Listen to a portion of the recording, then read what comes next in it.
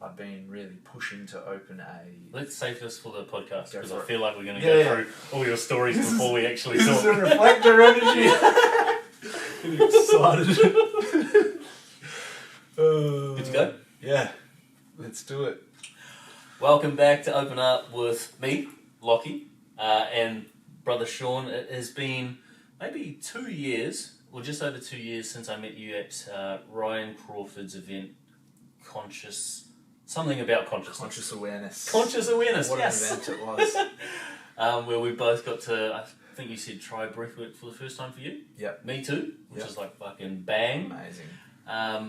And I guess from then, there's been like this, like a weaving of us meeting each other randomly at fucking the Perth conscious... There's no such thing as coincidence. Conscious hub at Manor. Yeah, that's it. Manor of Whole Foods. And just you know, our network is just interwoven, and it's been a while coming, this, because we were supposed to do one a long time ago, and then COVID.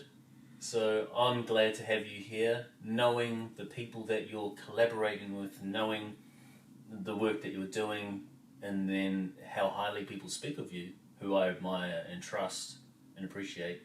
I'm actually really excited to have this conversation. And we've just had this huge back and forth. That could be its own podcast. So much love. So, first question, and it's the first question of every podcast, is could you describe the way you view yourself as a man and or human? Love. Woo. I just love. And as a man, I feel the thing that's been coming through for me the most lately, it's a bit of a mantra, and I've stolen a little bit of it from Brene Brown, and it's to have a strong back, a soft front, and a wild heart.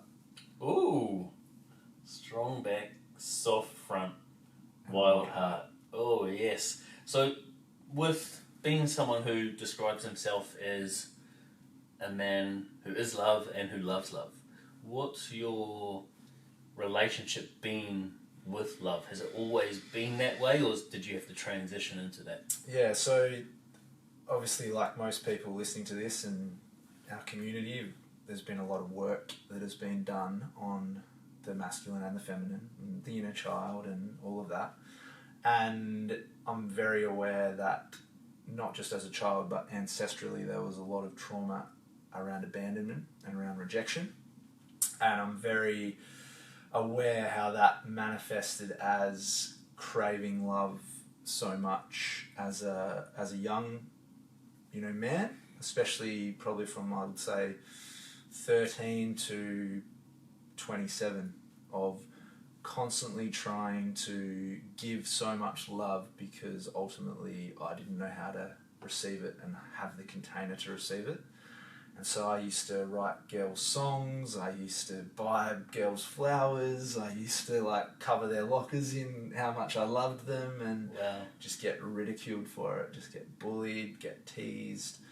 And then, in my 20s, when things like Tinder and that were around, it was just relentlessly trying to fill that hole that was a never-ending abyss, because ultimately I had to learn to love me. And that's why I think love now is so important, is because I do fully love who I am, and I'm quite proud and happy of who that man is. And so it's really now about balancing the giving and receiving, because sometimes, we all do overgive. But I find, especially for men and the men that I work with, and women, because we've grown up in this really toxic masculine society, that, love has kind of been suppressed. Most of us don't know how to receive the love. Yeah. Even to the point where just somebody lending a hand or wanting to help us do something, really checking in with myself and being like, yeah, and actually, I just had coffee this morning with beautiful Zuza. It's like, actually you can buy my coffee, rather than me being like, oh no, let me pay for it. Just, I like to, like I said, soft front is just soften, breathe, receive, thank you, I'm grateful. And then I was going to ask you, because I love the fact that you said within that, I'm proud of myself. especially as a man. And I want you to break down, you've broken down soft front, but strong back, soft front, wild heart. You break down what that means to you? I really think that where we're moving with our whole realm or paradigm of healing and wellness is about embodiment and somatically living it. And for me, what really stood out was last weekend on Jake's biodynamic breathwork retreat was standing upright with my palms facing upwards, totally open, being seen, being vulnerable, ultimately not giving a F what people really, think in terms of judgment or criticism, but just being completely open and soft and breathing into that supple body, but ultimately still being totally upright and strong and holding my ground and like grounding into the earth, like roots bearing down. But then the wild heart, I was actually reflecting on yesterday, and I was like, wild heart or open heart? And I thought about it.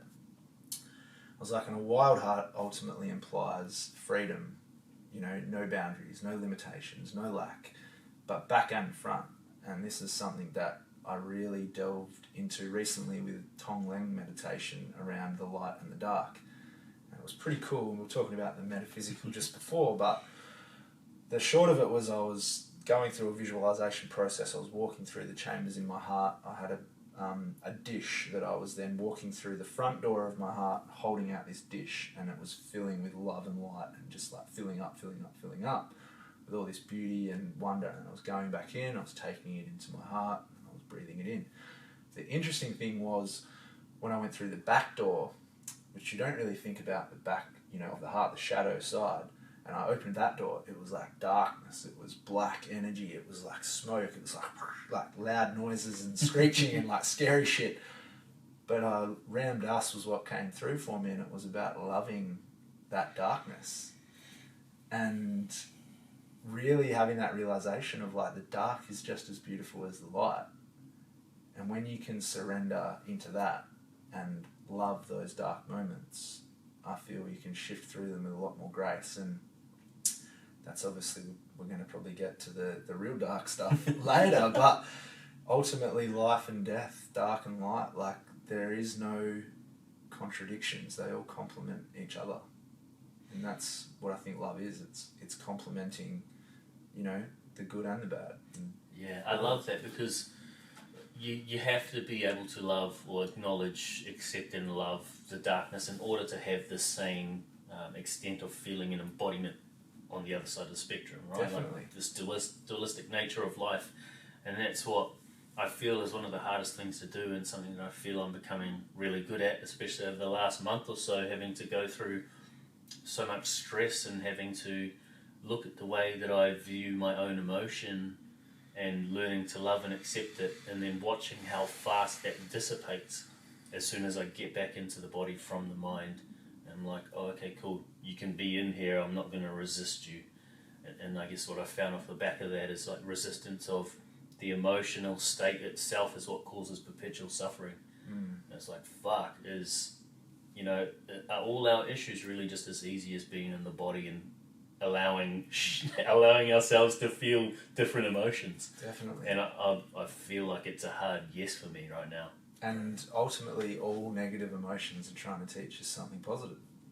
And so it's, allow and surrender, that mantra for me has just been profound, and I just always come back to it. It's like, you get stuck in that negative loop, but if you keep trying to fight it and resist it and push through it or work through it, or the old school mentality of like suck it up and just keep moving or go for a run or whatever, Yeah. It's just going to create more friction and more resistance, and like attracts like, so it's just going to manifest further. Yeah, I think it's Paul Selig who said in like one of his channeling sessions, talks about what you damn will damn you back, and I'm like, oh shit, that makes sense. Yeah, that's good. Like what you resist like that. persists, along the same lines, but it's like, okay, cool. I went through this phase where I was watching a lot of Hannibal, and I was like, fuck, what would it be like to be that person? And I went through this patch of maybe like 2 weeks where I couldn't stop fantasizing about being someone like Hannibal. and it scared the fuck out of me Yeah. because I've never had that in my life. Thoughts, kind of. Never had it in my life, but then I sunk into it. I'm just like, okay, like I probably do have the capacity to be that. If there is someone out there who can do it, then all of us have the capacity to do that. That's I right. might as well love it, and fuck, man, as soon as I loved it, it went away. It then allowed me to explore the other end of like gratitude, joy, and like love to the full extent, and allowing myself to commit as a father and partner. So fucking Beautiful. yeah, man. Well done. Woo! But ultimately on that is, and I explain this process on the retreats and some of the workshops that I do, is when we're born into the world, we're ultimately just pure love. Like our divine being is love. It's just this, you look at a baby, like, you know, you've had children, you look at a baby and it's just pure emotion, pure love. That's all it is. Just lives and mimics and just craves love, and it either cries or poos or laughs or whatever, and it knows that it's going to get that love in return. But then as we get older, we start to create these stories or these labels or these I'm not good enough, or you're not worthy, or, you know, children should be seen and not heard, and we start to create this crud, we call it, where we start to protect that light. We don't want to feel, you know, what's really under there. It's like, how powerful are we, or, you know, who is our truest self? We start to protect that because we're trying to keep it, we're trying to hold on to it, and we just pack that in until, you know, we get to that 27 or whatever age it is, and we don't know who we are anymore, and we've ultimately got all this armor protecting it, and we're playing all these roles, and then that's the crust, and that's like we're playing the people pleaser or the husband or the dad, or have to work, have to do this, should be that, and we've forgotten that underneath is love. But if we can remember that, and we can, like you just said, even if you're thinking about being Hannibal Lecter, come back to the fact that, well, actually I'm just pure love underneath all of that, and that's just another role. And if I can release the resistance or let go of the idea and just remember that Lockie is ultimately love, you're just going to start to emit that frequency, and that's what's going to come back. And that's a pretty bloody good segue into, I guess, context around how you grew up or your childhood, and anything that you feel is relevant leading into what you experienced at 27. Well, when we talk about it, I had a great childhood, and I always come back to this, was both parents are still in my life. I've just been up and visited them this weekend. They're great. Both got incredible personalities in their own unique way. But I think it's almost universal, and especially in the people that I've worked with and one-on-one clients as well as, you know, groups, is that everybody has this underlying samskara, they call it in yoga, which is this subliminal activator that's linked to not being worthy. And so, you know, Brene Brown calls it I am not enough, and, you know, there's plenty of other researchers out there that have their own philosophies, but it all comes back to not being worthy, and whether that is, you know, I'm unlovable, I'm, you know, I'm unworthy, I'm, you know, not enough. They're all linked back to not worthy.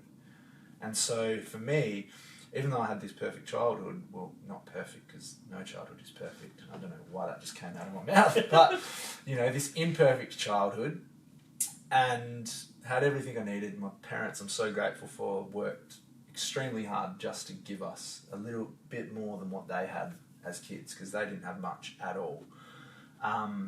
But the thing that fascinates me the most in terms of, I guess, the work I do is the trauma aspect, and it's the almost to the DNA level, is now understanding ancestrally that there's these stories that have played out.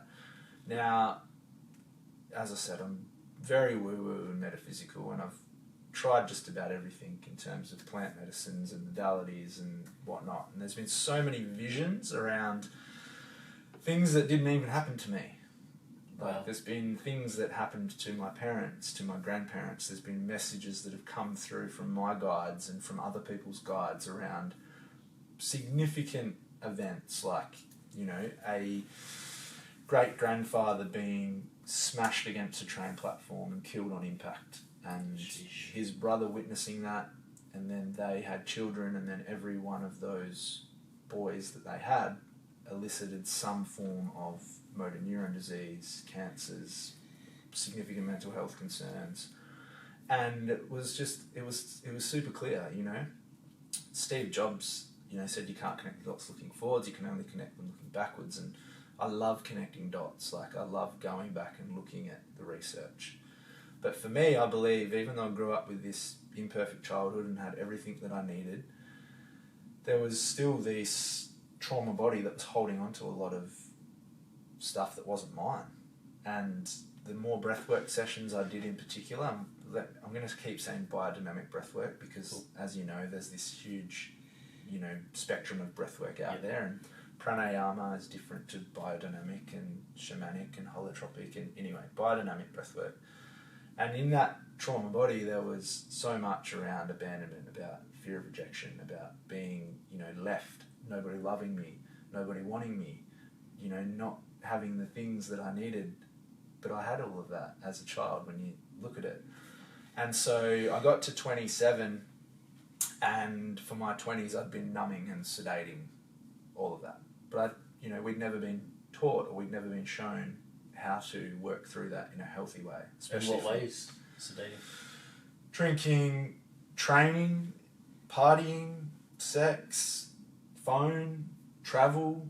Like, it was just avoiding what was really underneath. And I link it to the base chakra. And again, universally, I believe that we've all had a base chakra that has been rattled or shaken up at a young age. And for those that don't understand what I'm talking about there, it's, you know, basically our first chakra to form, our first energy center down at the base of our spine. And, you know, the links are all there, the connections are all there, you can see it. It's like the base chakra forms from 0 to 8 years old.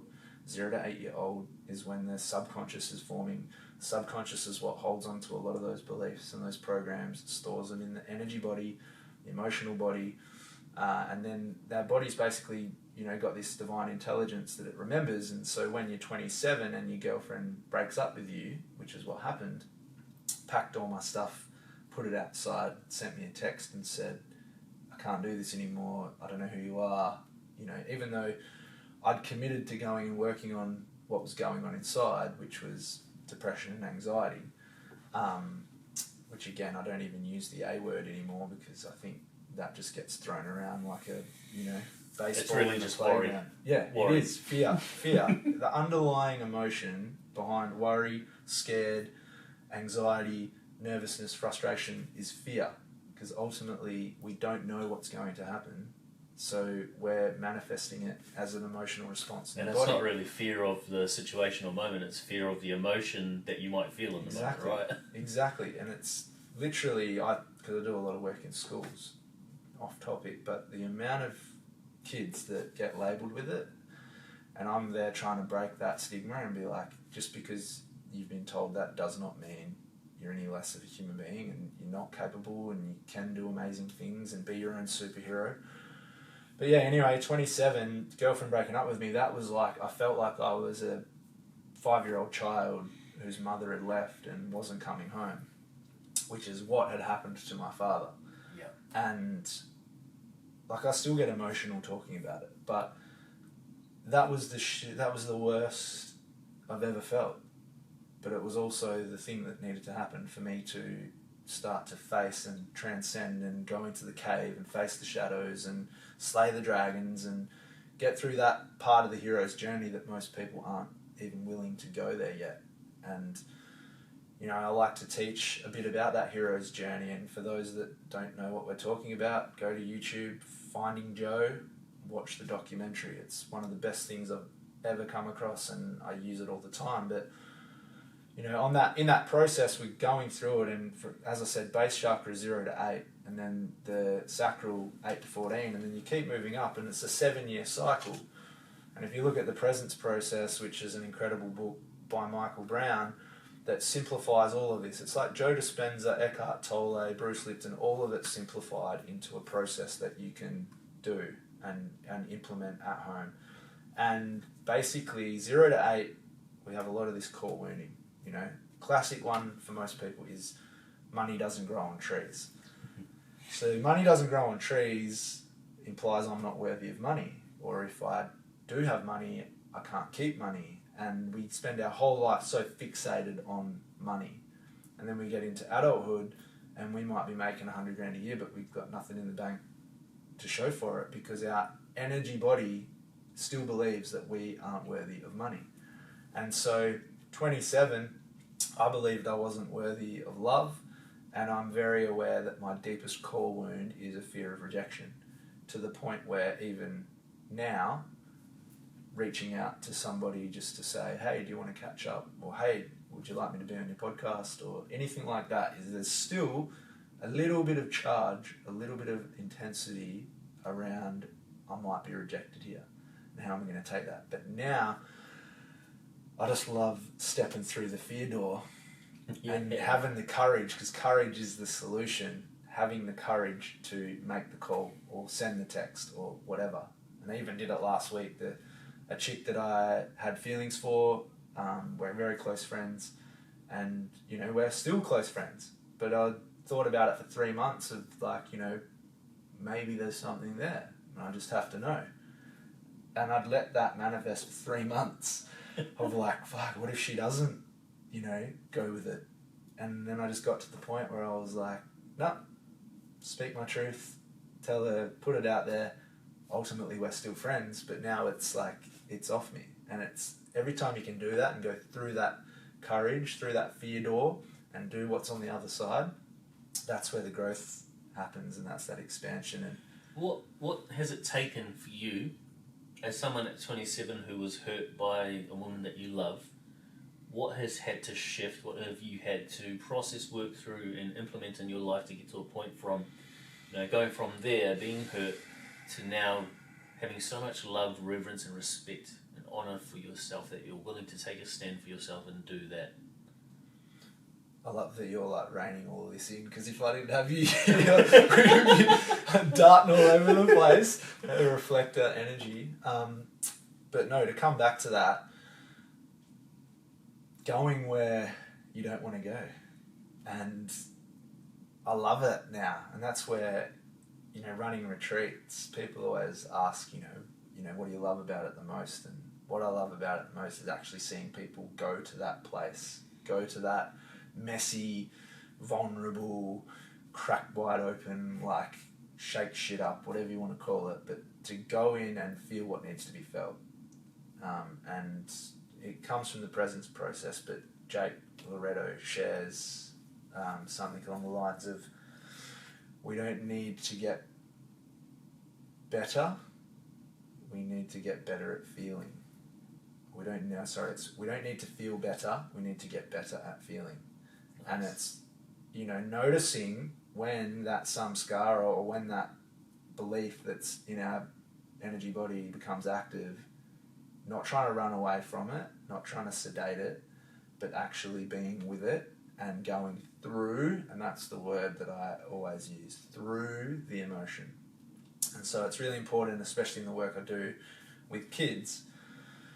I did 2 workshops, last week down in Margaret River with parents, and it was the idea isn't to stop the emotion or don't do that thing. It's to sit with them, to love them, because ultimately they're just pure love, is to love them, tell them that you love them, and let them go through the emotion. Let them keep crying until their nervous system responds and they come back. Or with the anger, let them be angry, just keep telling them that you love them, let them go through the emotion.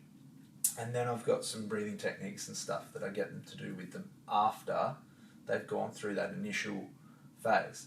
But if we try and, especially with kids, run away from that emotion, it becomes one of those samskaras, one of those subliminal activators. And so it's a classic example stands out in my head of a little boy who I was living on their property. He's at the top of the slide, he's holding on to the air, he's just screaming at the top of his lungs, and he's angry, and he's so overwhelmed, there's snot, and there's stuff going everywhere. And mum's there saying, stop that, don't do that, you're not getting any ice cream, all these things. And he's just giving it back to her, when all she needed to do was go over and pick him up and hold him and hug him and say that she loved him and then start to breathe with him. But instead, the way that she's responded has created that, disconnect, and he's ultimately going to start to store that energy as mum doesn't love me, mum doesn't want me, mum doesn't care about me, when that's not actually true. And so that's where, you know, a lot of this comes from, and we need to go there. We need to, if we want to come out and be our truest self, our divine masculine, and step into that power, you've got to be prepared to go to that place of pain, of discomfort, of vulnerability, and as a man, ultimately opening your heart and receiving and giving love from a place of authenticity. And something just floated into my vortex on that note, Lockie, which is such a big thing, and I see this a lot, and I know you do as well, but something that really grinds my gears is spiritual bypassing. Yep. I don't know how many conversations I've had about this lately, man. There is so... I'm just going to make sure that we nope, got that on still there. going. No, I'm just making but sure. But you know what I mean. Bits. It's like there are many, and I endeavour to have compassion for everybody, and ultimately we are all love, and we are a collective consciousness, and we are one. But something that happens a lot is when somebody is all of a sudden teaching or running a course or leading a program or offering mentorship or whatever, having not gone there. And I see this a lot, and I think this is where my, I guess, gifts in terms of intuition, and I'm super intuitive. Like, I feel what other people need to know. Like, I can see things and I visualize things, and stuff comes through, and it freaks me out sometimes, and it freaks other people out. But I really notice when somebody's not embodying what they're teaching and how that's already impacting their people, but their people probably don't even realize it yet. Yep. And so there can be some real damage done from that place. And I'm not here to say, you know, those people shouldn't be running their events, because I also believe that the people that are coming to those events or coming to those people for coaching need that, and that's where they're at on their journey. Yeah. They need to go to the person that's spiritual bypassed to realise, you know, that maybe they don't have the solution, and I need to invest in somebody that does have the solution. But anyway, being able to go to that place and not rush through it, and not be like, oh, I've done one plant medicine ceremony and I'm, you know, healed, hallelujah. It's also not doing that as a solution. It's not relying on the yoga or the breath work or the meditation, because that is the ego. The ego creates this story that because I'm doing breath work all the time, I'm a, you know, enlightened being that is pure and I'm a clear channel. But ultimately, that story is irrelevant. Like I said to you off camera, me being able to sit out in nature once a week and just be is for me. And it's not for me to be telling you like, oh, Lockie, I'm amazing because I sit out in nature every Wednesday. You're just amazing anyway. Embodying that, for me to be able to do the work that I do, I need lots of time away from people. Even though I love people. Me too, man. I need to get away, and sometimes, like, I live with a beautiful household at the moment, but some days I just will lock myself in the room and don't come out because I need space to just recalibrate. And if you're being a true, authentic version of yourself, you know that that's a boundary and you stick to it. And even if it upsets other people, you're saying, I need space to myself. It's nothing against you, but I'm just doing me, because you need to embody, you know, whatever we're teaching. And it's a good point, because in FIFO, with the guys and girls that go away, they come back to a household that has their routines, goes through the motions, and when they come back, they're like an interruption. Yeah.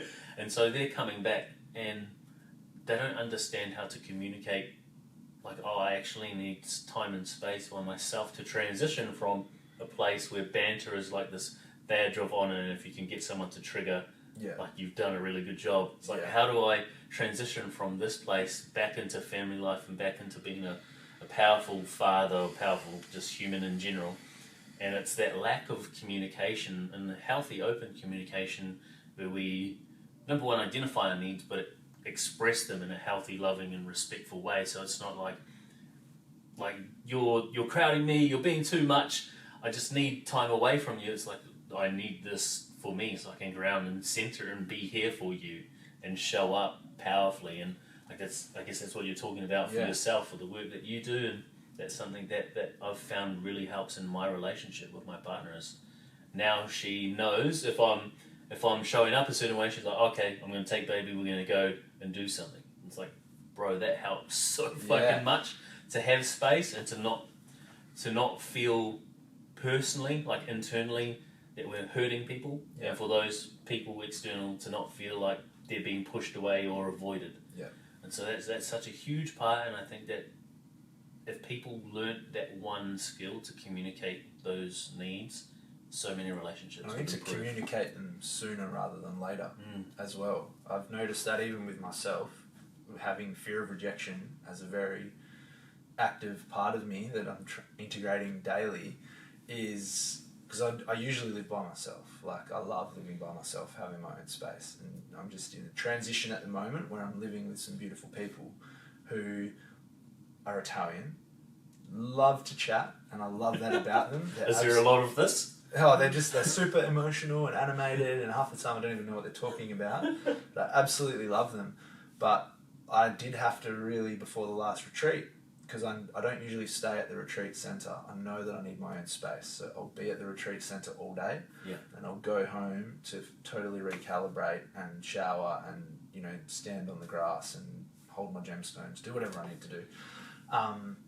But I had to say to them the week before, which was pretty big for me, and most people it would seem insignificant. I had to say, this week's a really big week for me.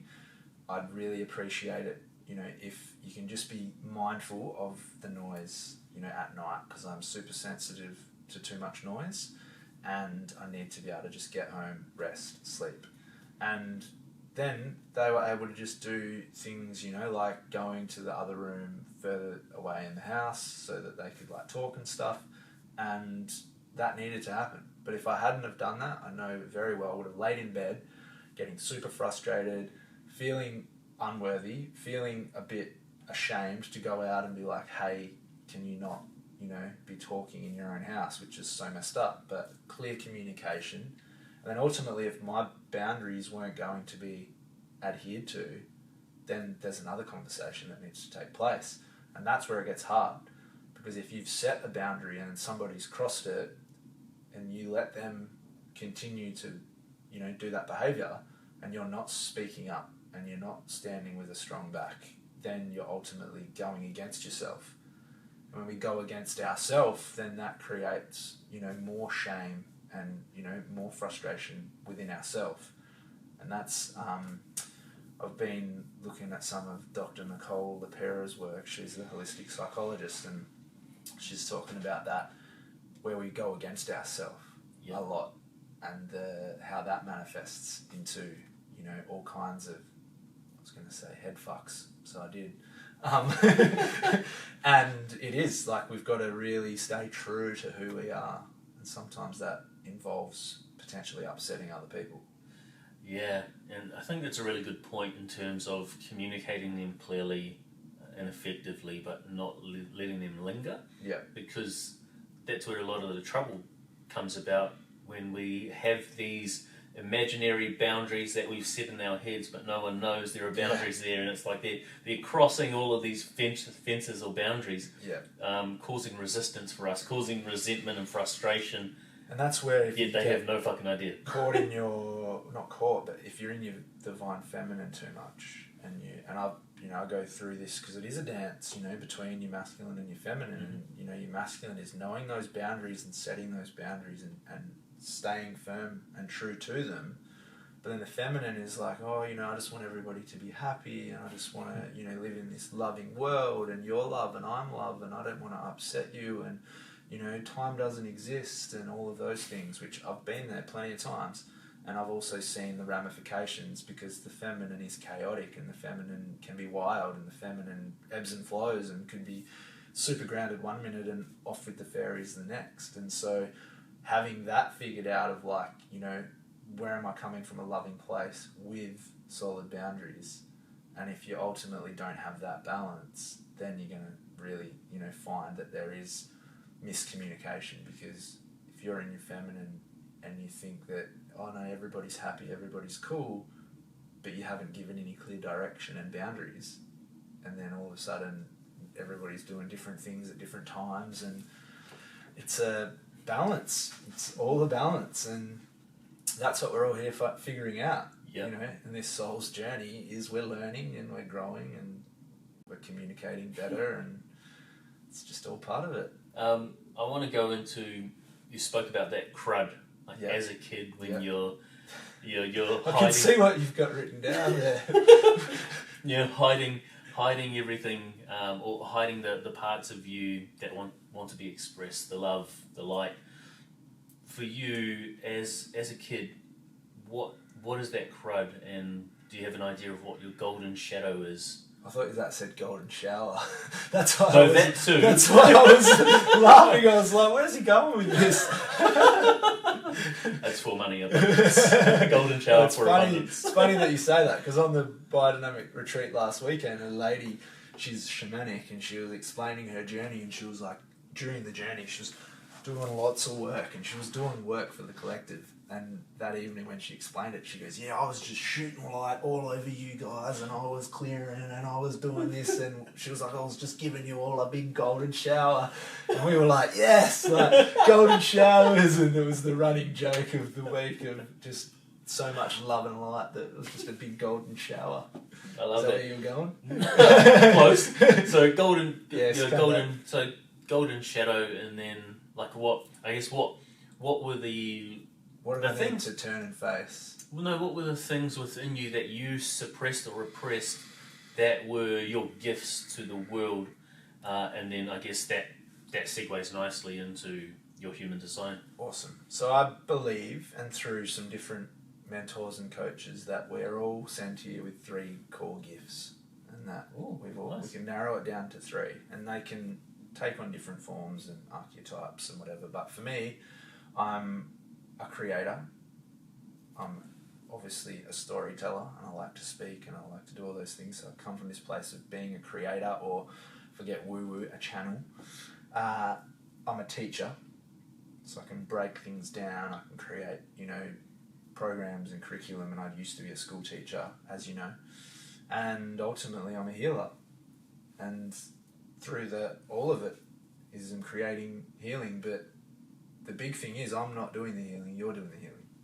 So by creating the spaces like the retreats, like the events, like the workshops, like I have downloads, at all kinds of times of the day of, we need to do a retreat, and this is the theme, and this who needs to be involved, and this is where it's going to be, and it all just comes together, and ching, it's there, it's done, it's filled, it's sold out, and it happens, and it's amazing. And then the teaching, I love just breaking down big concepts or little concepts and piecing them together and doing that thing. And for the healing now is, I did used to believe, and I still do believe, I have some solutions for people, but ultimately now I'm really helping you to find the solutions for yourself. Cool. And reflector is the human design, and so that could be, I'm just reflecting back to you what you already need to know, and it's all within you. And you've ultimately got the answers. And through telling stories, you're probably going to pick up on some things, or me, sharing something, or even communicating with my guides and then giving, little insights, ultimately creates a reaction in you. And deep down, I know as well, just energetically being in a space with people and not even saying anything, I sometimes see things happen, they see things happen or feel things happen and can't explain it. And that's the beauty of it, is that ultimately we don't know shit. Like we're just here on like one plane living this human experience, and once you dive into all those other realms and travel with plant medicine or dreams or whatever, and that we're just a little blimp, having this experience. And Well, I feel like you're a walking segue, because that segues perfectly into, like, let's go fucking meta, bro. Meta, yes. Let's talk about... Well, what meta means. Meta is loving kindness. And we all have this frequency that we're emitting, that the they say is 8 foot to 10 foot from our body, and loving kindness is what we should be, spreading. And ultimately from that core, that's all that's in there, is love and kindness. And so if we get that crud out of the way, or we crack it open, and ultimately that's, we're hammering away at it, trying to get to that core, we let that come through and we shine our brightest. And that's where I believe at the moment the planet's in a good space. Like, I think we're doing amazing, and I think the light is prevailing, and people that don't understand at the moment, the woo-woo teachers out there and some of the real funky spiritual guides that I know and work with are talking about, and they're doing work, and some of you might be familiar with that Uluru activation last year. That was like a big part of what they're doing, and they're talking about there's two timelines at the moment. There's this dark and there's this light, because ultimately everything is complementary and they both exist, but the dark are trying to get the power and the light are doing the work at the same time, and they're coming very close together, and there's a bit of like this happening, and so there's a bit of friction and there's a bit of tension, and that's why there's structures being broken down and governments falling away and crypto, which, I'm really excited about as well. And, we're seeing healing happening faster than ever. And so from a woo-woo point of view, it's like everything's happening exactly how it should be. But if you tune into the news, the media, the government, whatever, that are just focusing on what's not working all the time, you're going to ultimately be creating structures and thoughts around lack, limitation, fear, scarcity. But when you remove that from your diet, as I would call it, and you step back and you connect to nature, and you start to notice patterns, sounds, like anything really that's in the natural world, and you see that there's a clear blueprint there and a clear pattern. You've only got a journey on most plant medicine, or psilocybin in particular, in nature, to see that we are all one, and that we are all nature, and that we are all connected. And it's beautiful to know that. And with that, crud, that doesn't exist in that world. It's, I've seen the love, like, connecting the two of us, like, in those sessions. And Joel Camp, who many people have probably journeyed with, every time it's all the same theme. For me, it all comes back, and I see fractals, and I see symbols, and I go internally, and I see childhood, and I see my father's childhood, and have visions, and then I see my guides, and I'm in other countries, and there's all kinds of weird scenarios. It's like freeze frame. You just see all this, and it comes back to this place. And the last time that we did it, it was like then a tear fell out of my eye, and I was upset, and then I was super happy, and then I was like, I've almost figured it out. I think I know what Joe Dispenza's talking about, the meaning of life, all of this, and then it gets to a point, and I just go, I was like, and that's it. That's as close as we can get it. The breath is consciousness. If you look at the first thing we do when we're born, take a breath, and the spirit enters, and then we live our life, and when we die, the spirit departs. And if we're creating that crud, and we're restricting, and we're hiding, and we're armoring up, and we're holding the spirit, and we're suppressing it, it's not happy. And so ultimately, when it gets the opportunity, like, rage, it all comes out like a 5-headed dragon. Or if it's moving and we're dancing and we're ecstatic dancing, which I'm a big fan of, or we're doing yoga and the spirit's free and moving, it's happy and we feel good. And so how you breathe is obviously, how we live, and how we live is how we breathe. And in the yoga teachings, there's a key phrase that's, if you take short breaths, you'll live a short life. And so for the metaphysical, for me, there is so much out there, but ultimately, like I said before, I don't know. And it's like, what I'm sharing with you right now is my own personal felt experience. Me trying to explain this to the listeners and to you, maybe they're going to pick up on a few things, but some of it, they're going to be like, this bloke's batshit crazy. Some of them are going to be like, that sounds pretty cool. Some of them are going to be like, yeah, actually, that's happened to me a few times as well. But it's your experience. Because we're ultimately just a soul incarnated here in a human body, and when we get to I call it the unwanted visitor knocking on our door, we can either say, hey, that was pretty cool, that was a good life, that was heaps of fun, or we can still be stuck in the victim and be going, that was hard, that was shit, didn't like it. You've mentioned a few times having your guides present, and for a lot of people who would be watching this, I'd say most of the people who watch or listen or who connect with me, who are in my vortex or network, are travelling down this path. Yep. Are looking into guides and how they can be in more alignment with themselves and what their life path is, if they believe they have a life path, I guess, in relation to human design. But for you, is there a specific process that you've gone through to deepen that connection, or create the connection and then deepen that?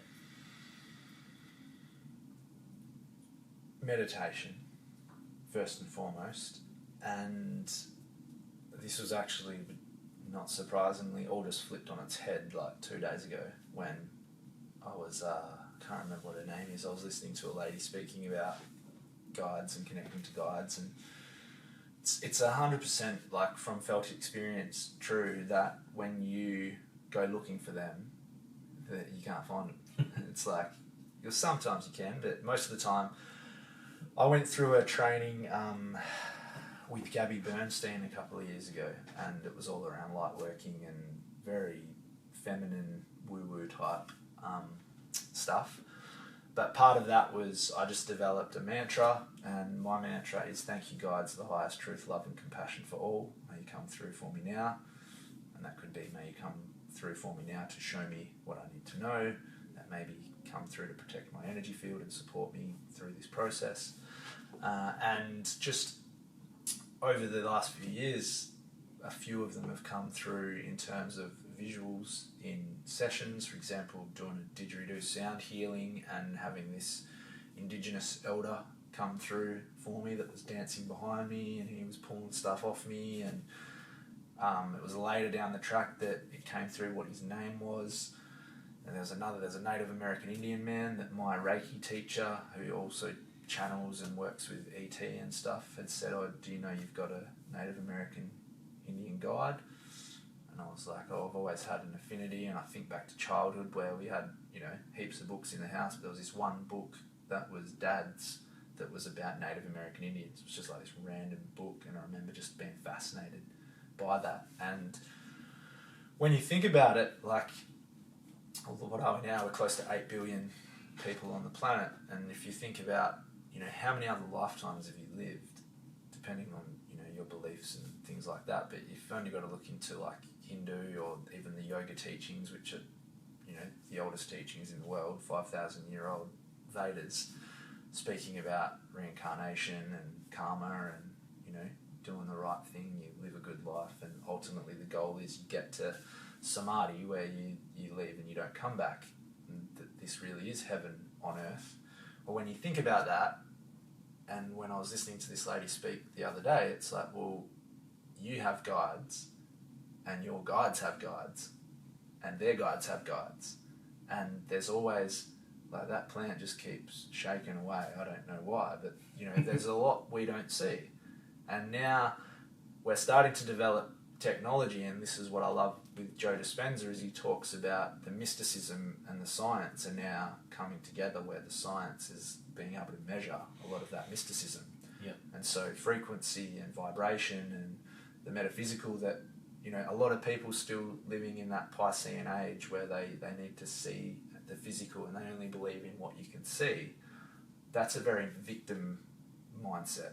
And if you look at spirituality and evolution, the victim mindset is the first, like, in terms of evolution. And the second is being the creator of your reality and knowing that life is happening by me, and ultimately my decisions are going to influence my life. And the third stage is being the channel where life is happening through me. And so, like, what I put out, is what I get back, and, there's no separateness. It's, what Lockie's going through, what I'm going through, it's actually the same thing. And then the fourth stage is as me. It's like, this is life. this is the universe experiencing itself. Then when you go right down into the depths of it and you start to look at the size of our universe and the size of our planet and the size of us and then the size of the universe inside our belly, which also plays a role in, as we know, mental health, the guides are there. You just need to reach out and connect to them.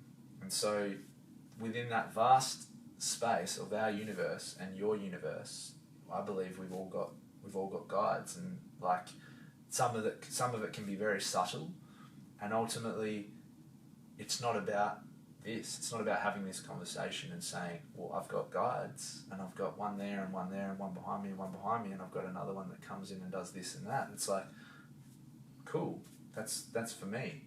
But I believe that they're always there to be called on, and it's literally with love and with intention, just starting to connect to them. And they'll come through in something, and you'll feel it in here, that you know that they're there. You'll know that message is there. For me, like I said to you before, Lockie, birds are a big part of my life, and different birds with different meanings. And it's not, hey man, come in for me, I need a message. It'll be like thinking about something, I would have made the call that morning, and then I'm walking, and then boom, there's a robin redbreast with a bright red, and I know that that's one of my relatives who's come through, that just confirms, like, yeah, what you're doing, just keep doing it. What you're thinking about, that's the idea, so go and do it. And it's just those little, nudges from the universe. But ultimately, when you don't do that and you ignore what they're telling you, or you ignore what this is telling you, you will get a smack from the universe or a kick, and it'll hurt. I love that. I guess the last thing I wanted to touch on before we wrap up is how that sort of transition, we're talking about this dualistic nature of life, of this experience, and we've spoken into the light, but you also spoke beforehand about death and how there's this fascination or this excitement around death now. Yeah, it hasn't been recent, because I have a really deep connection to Ram Dass, who I connect with him regularly, and I don't know exactly how, why it's eventuated, and I'm super grateful for it, but his teachings have been a big part of my journey, and I think also him really struggling with motor neuron disease resonated with me as well, having had that in the family. But he talks about death a lot, and there have been so many of these synchronistic things happen for me, like driving around Bali with this random Balinese taxi driver. I think we had like a 4-hour drive. I was going to the mountains to this silent retreat. Wayan, I'll never forget him. I've got voice recordings on my phone of this conversation, because he just started it's almost downloading, I was asking him questions about Hinduism and his beliefs and stuff, and he was all excited, and he was like, when you die, it's all good. You just change clothes and you come back. And I was like, oh really, is that right? He goes, yeah. He's like, it's all good. He's like, when you die, change clothes, come back. And he's talking about incarnation, and Ram Dass is always talking about, it's like taking off a shoe. It's like, oh, well, I've finished that one, and then I'm going to put another one on and come back and go again. And that's what really, I guess, fascinates me with death, is, especially in Australia and Western culture, is a lot of people stop living well before they die. And that really hits home for me a lot. And a lot of people are committing suicide in installments, where they're not hanging out with friends anymore. Mm-hmm. They're not playing sport. They're not going on adventures. They're eating shit food. And they're just literally bit by bit dying.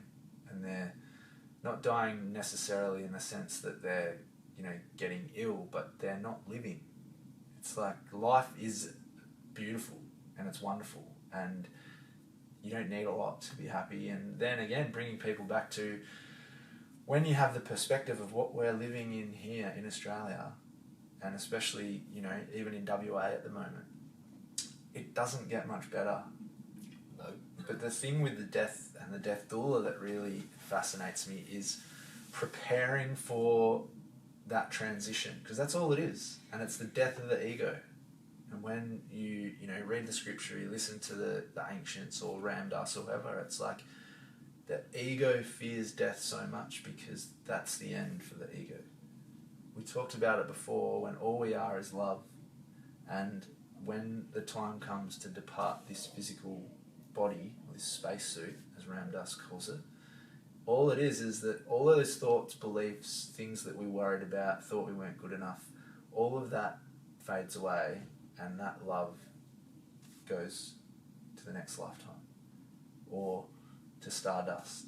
Because when you look at what stardust is made of and what we're made of, and then we talk about star seeds, and we've all been sent here to, raise the vibration of the planet, or whatever it is. I'm really excited and fascinated to be able to help people prepare for that transition and to really get comfortable and happy and peaceful so that they can go through that without pain and suffering. And it's exciting, especially just recently speaking to my 91-year-old nan, who she's already thinking about what she's going to do and how she's going to do it. And I was like, I'd love to be able to just sit with you and talk you through it and hold your hand, and then you decide when it's time to go to sleep and not wake up. And I believe that is a reality for everybody. When you'd be able to go to sleep one night and have made the choice that it's time for me to depart. Wow. And that's powerful. How would you see yourself helping someone make that transition? Well, that's where I'm, now inquiring in how to learn more about it. And I believe it is the type of process that would come through very intuitively, but there'd obviously be a kind of format or some knowledge that I'd need to really support people through it. It's like counselling or any of those things. But I'd love people to have living funerals where they get all their family together and they have music and they say nice things about them and they prepare, for that departure. Especially people who have potentially got a terminal illness and they know that the time is ticking. But again, this is a conversation for another day. Then depending on their age, I also believe a lot of those terminal illnesses can be switched, and it starts with your mind. I wonder if that would play a significant role, feeling so loved, so supported, so seen and held. Yeah, definitely. 100%. All that gives me goosebumps. 100%. And it's like having that, some people need that unwanted visitor.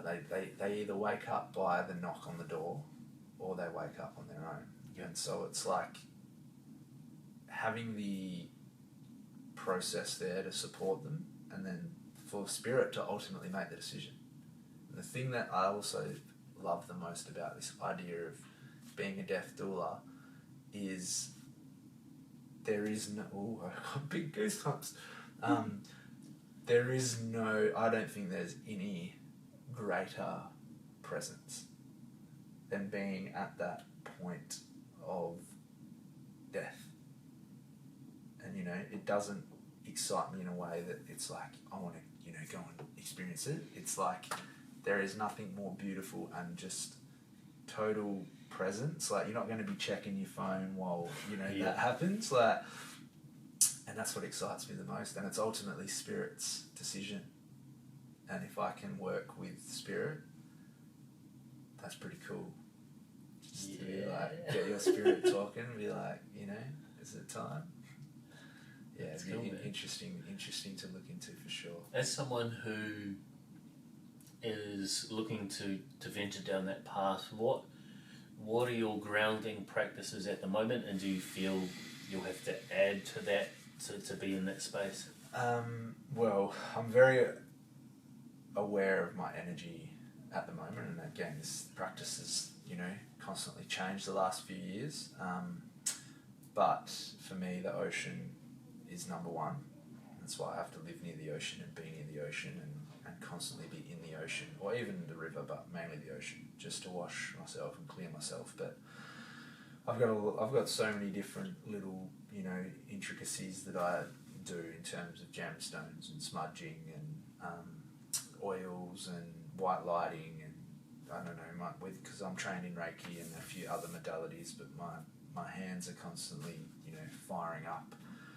But there's something that one of my teachers down south works on with me a lot, is just, it's all visualization and meditative, where it's imagining, what he calls it, a snowball, like you know, those Christmas things you shake up. He's like, you imagine your globe or your orb is over you, and you're just charging that up and protecting that.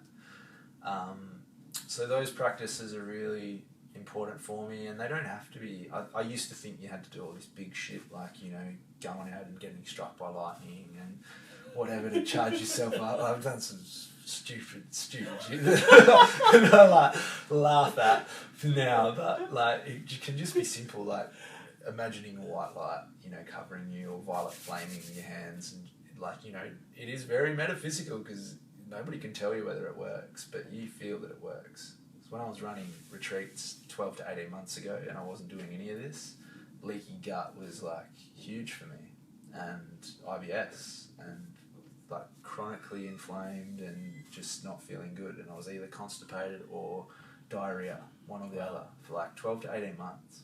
And I'd seen naturopaths and doctors and chiros and all kinds of different people get on top of it. I'd had, you know, bits of success, but then started learning more about energy hygiene and clearing energy, protecting energy, even, you know, what colour crystals to be wearing for certain things. And now I don't get any of that stuff, and I pretty much eat what I want. And so it's not, you know, a diet thing, it's energy. I love that. Yeah. It's like trust and surrender. 100%. It's almost like, you know, how Dr. Joe talks about the placebo and... and the nocebo. Yeah. 100%. Why would you not take advantage of that, just in like your energy? Exactly. And if ultimately all we are is energy, then, you know, we get to choose what energy we're emitting. And I honestly, you know, again, meditation is just such a big part of my life, and it is just taking the time first thing in the morning to connect to, you know, purpose, and to connect to, you know, what do I have on today? Yeah, protect your energy, man. Like, you've got to, you know, be aware of that, and doing that, making that a daily, you know, ritual of checking in. And then even, especially with this reflective human design that I'm just constantly learning, you know, more and more about, being super sensitive to people's energy, in good and bad. So if I'm not conscious of it, like, and I forget to, you know, protect myself, I definitely feel it. Like, I'll come home and I'll be in a funk, and I'll be tired, and I'll be like, what is going on? And be like, oh yeah, you just went and hugged like half the town today and didn't protect yourself. But it's not, and this is where people also get caught out, is it's not people are bad or people have got bad energy. It's, there is bad energy, dark energy, and there is light energy, and it's all there. And you've just got to remove the dark. Yeah, man. And then you've just got to see people in their light. Because if you look at everybody being like, oh, they got dark energy, or they got a low vibe, and, you know, people do have a low vibe, but have compassion and love of, like, they ultimately love and have compassion because that's what they're exhibiting, and that's what they're putting out, and there's obviously a reason for it. Yep. What you damns you back, man. Yeah, I like that. What you damns you back. I guess to wrap up, bro, what are you most grateful for right now? The people that have the courage to come and do this work. Like, I have been doing this for like 12 to 18 months, but the thing that it's the retreats, that's my gift, that's my purpose. And is it specific within the retreat, or are they all different? Every retreat we generally have a theme. Like, the next one is all feminine, and then the following is all masculine, so it's all women and then all men, which is a new sort of setup for us. But like last weekend again on the retreat, I didn't touch the phone for 5 days hardly. didn't have any concept of time. Everybody kept asking for the time on the retreat and nobody knew what the time was. It was like the time had just gone out the window. So being in a beautiful, natural setting, people just coming in and being their true, authentic self. And the thing with these is that people are finding each other. It's like, you know, I always speculate and like to prophesize why we all end up with the perfect group every time. And it's like whether we're all starseeds from the same galaxy and we're coming together and we're finding each other. But there, especially in the southwest of WA, there is some phenomenal stuff happening, and there are some incredible people that are all just starting to connect, and it's almost like the quantum field or the matrix is like bringing them all to that place to really, it is a healing, you know, mecca, if you ask me. And yeah, what I'm most grateful for is having this opportunity. Is, you know, 4 years ago I could have been still teaching, still on antidepressants, still stuck in the toxic masculine, not knowing who I really was, not harnessing my gifts, not shining my brightest. And in less than 4 years, well, it was really 3 years, I was working for myself. I was doing what I loved. I don't have to answer to anybody. I can be, do, and have whatever I choose on a daily basis. And I don't know why that is what happened, but I, hand on heart, know that that's not the reality for people. And if I can just inspire one person to be able to do what I did, and to then be able to give them the gift of inspiring another person and have that ripple effect.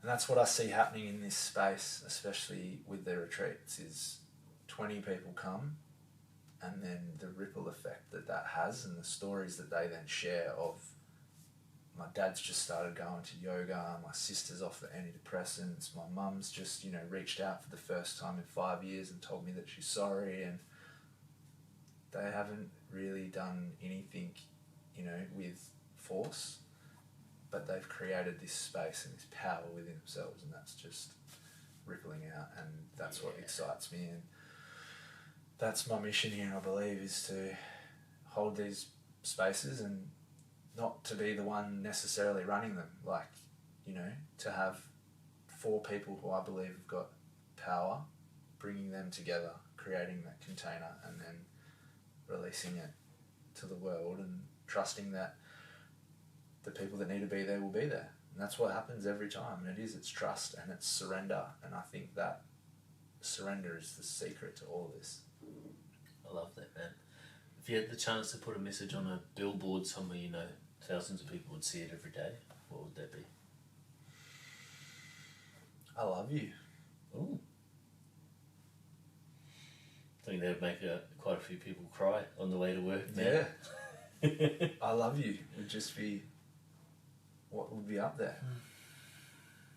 Because, and no, there doesn't even need to be a meaning. You don't even need to say because. Oh, give me a hug, man. Yeah. Thanks, brother.